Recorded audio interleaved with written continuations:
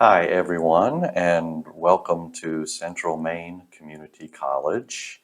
My name is Hugh Willard, and I am the Director of Counseling Services here.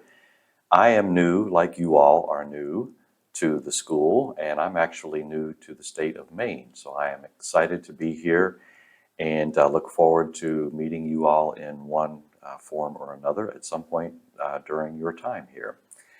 So, as a part of your course, your seminar course, and you're coming to Central Maine and getting acclimated to things here, I am here to talk a little bit about a particular part of self-care. Mental health is a big field, a broad field that we need to certainly tend to for ourselves to make sure that we are taking care and being as healthy as we can be. And when we come into a new situation, a new environment, a new time, there's a lot that is going to be happening, a lot that we're taking in, a lot that we're absorbing and integrating. And it's important for us to manage that as well as we can, that we have healthy support systems. And so I'm going to spend a few minutes today talking with you about healthy support systems, what they are, and how we can go about uh, fostering those for ourselves as much as we can. So when we think about support systems, um, especially when we talk about managing change and transition, oftentimes when we hear the phrase support system, I think most of us are going to consider that that means people. We think about the people in our lives, and that's not wrong. That's very true. We consider who those people are that are we have long connection with, deep connection with, that we have a fair degree of trust with, and that's certainly a big part of support systems. But it goes beyond that. Support systems include the people in our lives, but it also includes our environments and our activities. And so we're going to talk about each of those three in our time together today.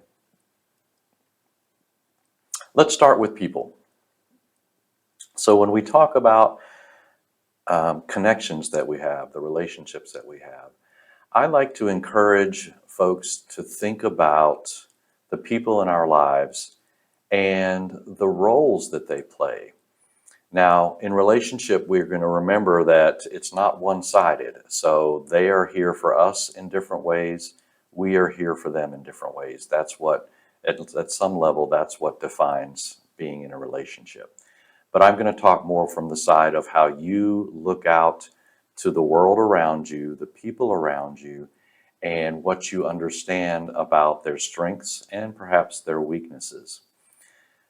And that's important because sometimes when we are in greater need of support, if we are not paying attention to who the people are around us and we reach out to them for support, we may be looking for a certain type of support that is not their strength. And if we do that, if we ask of someone something that is not their skill set, we are at a minimum going to be disappointed. At a greater level, we possibly are going to feel hurt because they didn't respond in the way that we had expected them to. So it's important for us to know the strengths of the people around us. As you see here on the screen, I have these defined support roles, and I have 5 of them for your consideration. I have the traditional, the encourager, the straight talker, the life of the party, and the worker bee. And I'm going to take just a few minutes to elaborate on those. So when we talk about traditional, I say traditional because that tends to be what we think of when we think of support. The person who is a good listener, the person who is going to be very present with us when we are in time of need. They're going to, certainly the next one on there is the encourager. So the traditional role, they're going to be encouraging, they're going to give us a sense of hope, but they're also going to just be present with us and validate our experience. So we feel heard. We so feel heard when we are talking with someone who fulfills that role of traditional support. And we need that when we're stressed, when we're struggling with any particular event. We need someone who is right there with us, and they're just so solid as a foundation for us. That's the traditional role. The second role, that's the encourager. This is a person who is going to be perpetually positive. They are someone who is going to, when we are struggling, when we are down, when we are seeing things more darkly, they are going to remind us that there is good in the world. They are going to remind us that, the sun always comes up after the storm. And that so we can orient to, whatever struggle we're having right now, there will be a better day ahead at some point. So that sounds great, but there are times when we actually won't do well in hearing that. Sometimes, not that we need to be stuck in our misery, but sometimes we may not feel heard if someone too quickly goes to, hey, don't worry about it, you'll recover, you'll bounce right back, tomorrow's going to be a great day. Sometimes we feel dismissed, and sometimes we need someone to recognize and be with us where we are, not again to stay stuck in a place of darkness, but to meet us there before we start to climb out, or in whatever way we might go about that. So sometimes we need encouragers, not all the time. Straight talkers, that's the third role. I think we all know these people, and I want you to, as I'm sharing these different roles, I want you to think about the people in your lives, and if you, as you hear me describe the roles, if you can think about particular individuals that you say, yep, that's that person in my life. Yes, that's those people fit these roles in my life. So. When we talk about the straight talker, I think many of us might relate to or know someone who is going to tell us the truth as they see it. I'm not saying they are always accurate with it. I'm just saying that they are not going to mince words. They are not going to tell us something that they think we want to hear. They're going to tell us the truth as they see it. Sometimes we need that, because while we can have friends who are wonderful, sometimes our friends are so much in our corner that it creates an echo chamber. They're just going to totally say, yeah, you're right, and they're wrong. And that's not always what we need. It's a little hard to get the feedback from a straight talker sometimes. Sometimes they're not the most diplomatic with their language, and it can sting a little bit. But sometimes there's real value, because we need some feedback so we can look at our own choices, the things that we're doing that may not be ultimately healthiest for us. So straight talkers, important to have those folks in our lives too. The life of the party. This is a person who, life of the party, they certainly love to have a good time. They can help us when we need to get into a space of distraction. We're bogged down with the heaviness of the day, the stress about what's happening. We've got a paper due on Monday, or we're going to give a presentation in class and we're stressed about it. And if we go to the life of the party, they're going to joke. They're going to be ready to go do some activities that are fun. Maybe they're going to talk about themselves. Maybe they're not a good listener. Maybe they aren't going to ask us much about how we're doing. But we need time away from ourselves sometimes. And the life of the party is a person who's going to do that. As long as we know that and don't have a misplaced expectation, we're going to be okay. We get a break from the heaviness and the worries of the day. So finally, we have the worker bee. Now, this person may or may not be a good listener, may or may not know what to say to help us, whether it's straight talk or just help us feel better with encouraging words. But they care about us. They are committed to the connection they have with us, and they will roll their sleeves up and do something. If we need them to do something, they are Johnny on the spot. They are there. They are ready. If we need them to go to the store and get us, a loaf of bread or whatever that might be, they're on it. they're ready to go do it. If we need them to go and talk with the RA and ask them about, the door to our room isn't latching properly, and we're busy trying to do something else, they'll do it. They're happy to jump in. That's a way that they can show care and concern. That's a skill that they have. You see on this slide, down below these support roles, I say a person can function in one or more of these roles. So what I want you to do is to think about the people in your life, think about what their strong suit is, the thing that they do best, and try to make that a part of just how you orient to them, so that when you consider what it is you need in a time of need, then you know which person or persons that you're going to go to for your particular need. You're not going to be disappointed because you misalign these things and you're asking something of someone that they're just not equipped to provide. That's a key thing for us. So that's about the people in our lives. And now we're going to talk for a few minutes about environments. And I have a glass of water there, and I want to stress with this image here that we are like water. Our environments affect us more than we may realize. In some ways we are aware, but there's so many ways that our environments shape us. And that's why I'm showing this water, because water really by itself doesn't have much form or shape. It left to its own devices, if it's not in a container, it is going to go towards the lowest possible point. But you can see on the other parts of the slide that it may bubble up and have different sort of forms. Typically, water is going to be in a container. It may be a tall, slim cylinder. It may be a wide basin, anything in between. But the water will take the shape of the environment or the container that it is in. We want to know this about ourselves, so we make choices about environments that hopefully we're making choices to be in healthy environments as much as we can. And that will guide us in a better direction. Let me back up just a little bit more. Well, no, actually I'm going to go ahead to the activities, and then I'm going to come around to a quick exercise that I'm going to leave you with. So within our environments are the physical spaces that we're in, but they also include the activities in which we engage. And for those of you that are cat lovers, that's a very cute picture. And even if you're not, you have to admit it's a pretty cute picture. But the activities we engage in, some are prescribed for us. We're told what we need to do and where we need to be.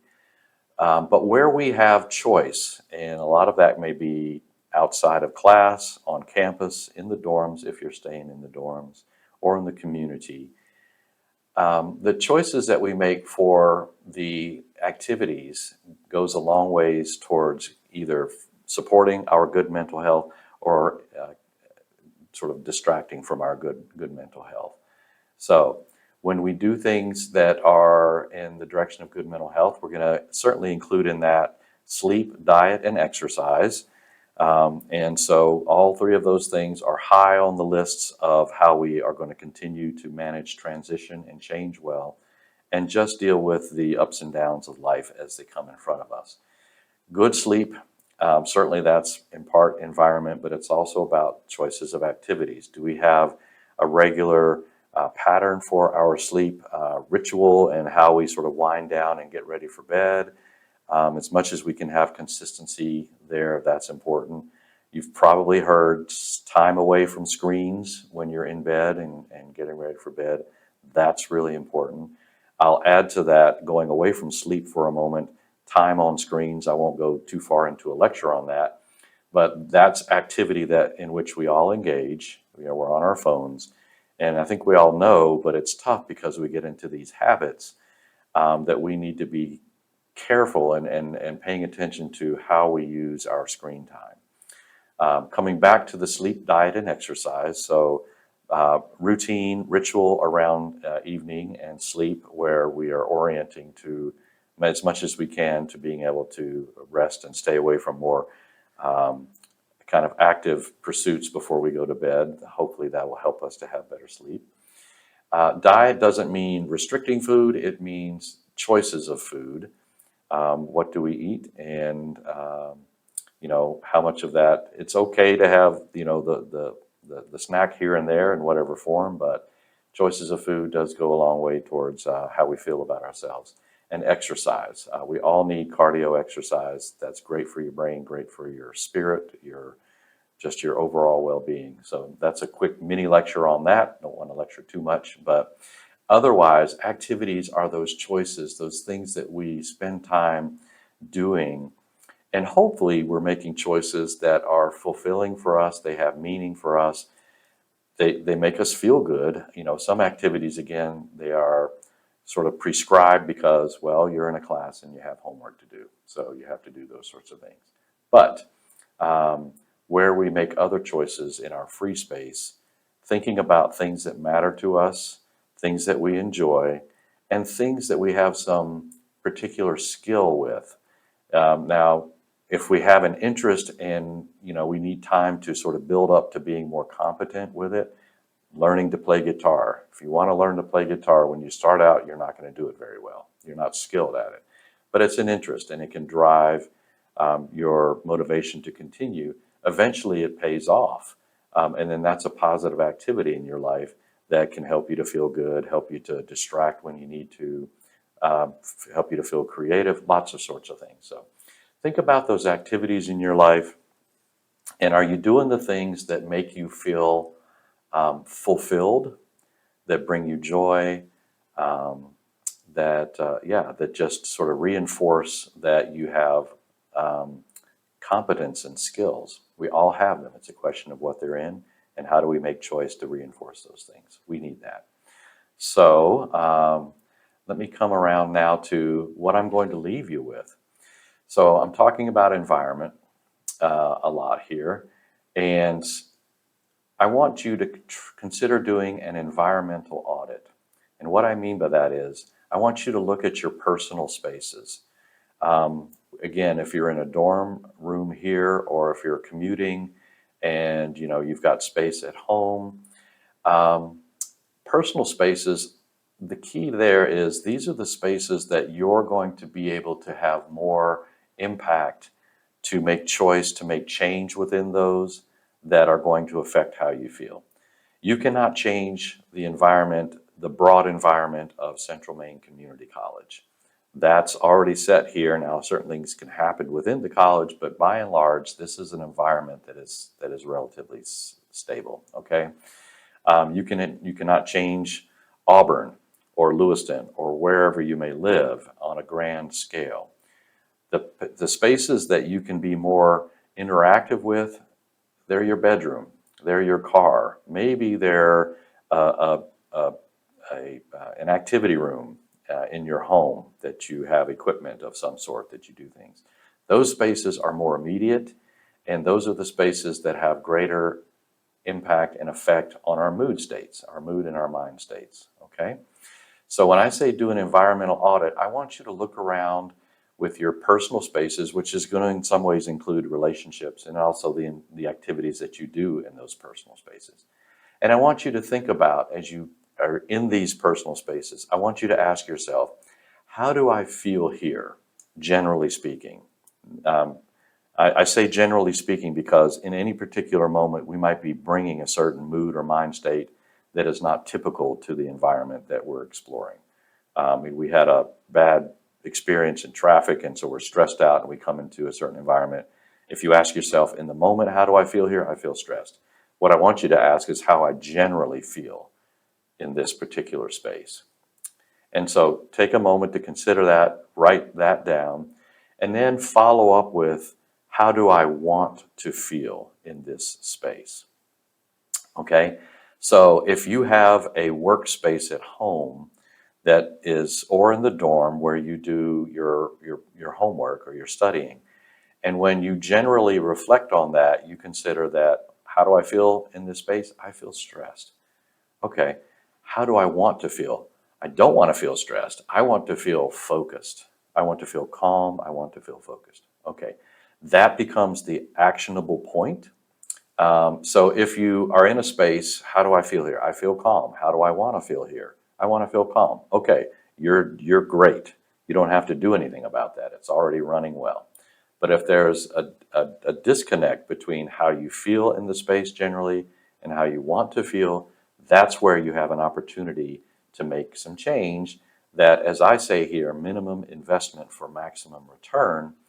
You can you can do something in that environment that is going to be very loud, at least early on, and I say that figuratively speaking, very loud, by bringing in a small item that has a strong association for you. For example, when we talk about if I feel stressed in a space, but I want to feel calm, okay, if you can bring an item that has a particular association for you, that whenever you see it or you touch it or um, you listen to it or you hold it or whatever that is, you relax. That's a device, that's something that you want to use in that space. Okay.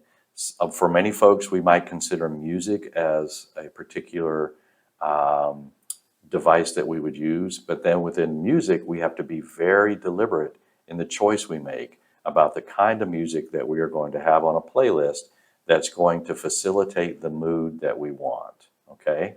Think about that. We can be more active and deliberate in our environments than we oftentimes realize. So, environmental audit, how do I feel generally speaking in these spaces?